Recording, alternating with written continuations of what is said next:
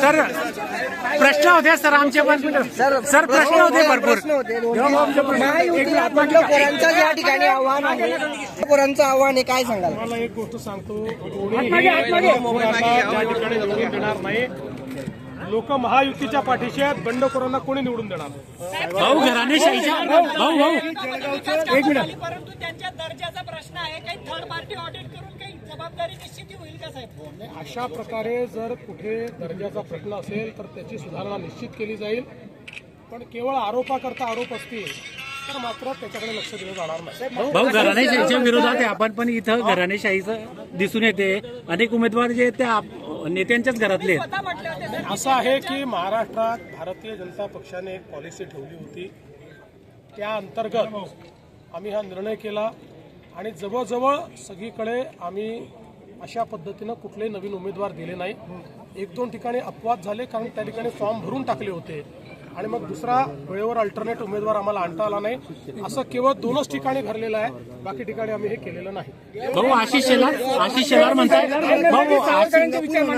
मात्र आपण जवळच्या शिरपूरची बरोबरी करू शकलो नाही. जळगाव शहरातील जी उपनगर आहेत त्यांची जी परिस्थिती आहे ती आजही जैसे ती आहे. मला एक सांगतो, मी सिंगापूर वगैरे कधी म्हणत नाही.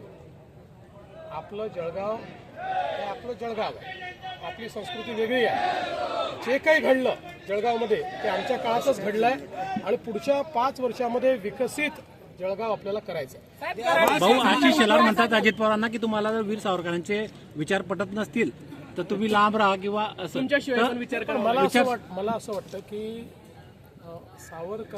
वीर सावरकरांचे विचार हे अजितदादांनी त्याचा विरोध करण्याचं कारण नाही, त्यांनी कधी केलंही नाही. म्हणजे मला माहिती नाही त्यांनी केलं असेल तर, आजपर्यंत तरी मी बघितलं नाही. पण हे आमची भूमिका ही पक्की आहे की वीर सावरकरांचा विरोध हा आम्हाला मान्य नाही. राज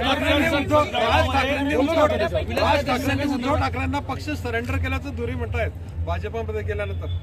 असं आहे, आता ते त्या पक्षामध्ये होते त्यामुळे त्यांना त्या पक्षातलं जास्त माहिती आहे.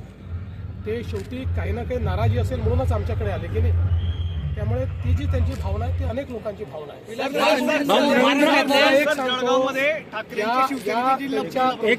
त्यांच्या युतीमध्ये सर्वात जास्त नुकसान हे राज ठाकरेंचं होतं. भाऊ रवींद्र चव्हाण यांच्या विधानावरून चांगलाच गदारोळ होतोय.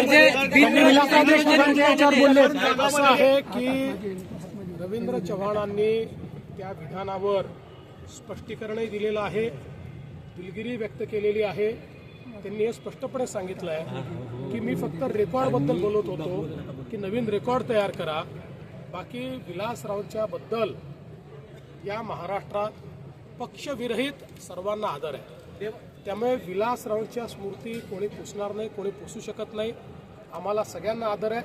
आम्ही जरी काँग्रेसच्या विरुद्ध लढत असलो तरी देखील विलासरावांच्या संदर्भात आमचं सगळ्यांचं असं मत आहे की महाराष्ट्रातले जे प्रमुख नेते आहेत ज्यांनी महाराष्ट्रामध्ये उत्तम काम केलं आहे त्यापैकी एक विलासराव आहेत आणि हे स्पष्टीकरण रवींद्र चव्हाण साहेबांनी दिलेलं आहे. आणि याच्या पुढे जाऊन कोणीही निवडणुकीच्या काळात दिलगिरी व्यक्त करत नाही, पण त्यांनी दिलगिरी व्यक्त केली आहे कारण त्यांच्या वक्तव्याचा चुकीचा अर्थ निघालेला.